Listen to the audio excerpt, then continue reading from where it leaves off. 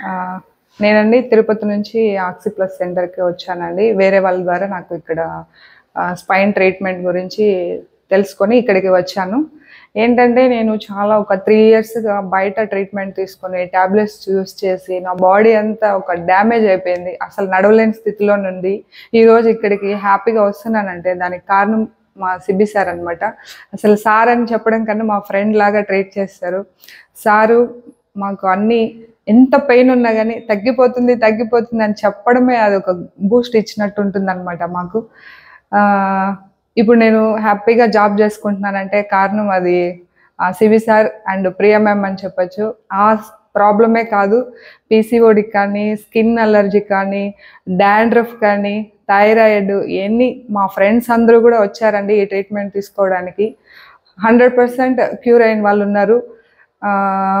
Madam చాలా suggestions ఇస్తారనమాట మాకు దీని గురించి. వచ్చినప్పుడంతా మీరు ఇలా ఉండండి, హెల్త్ గురించి కేర్ తీసుకోండి అని చెప్పని చాలా సజెషన్స్ ఉంటాయన్నమాట.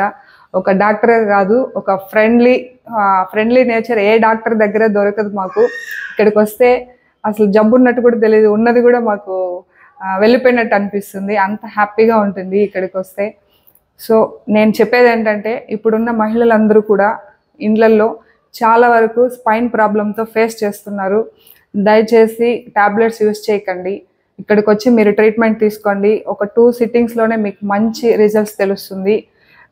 ఇది దేనికి చెప్తున్నానంటే ఇండ్లల్లో ఉన్న మహిళలు చాలా సఫర్ అవుతున్నారు.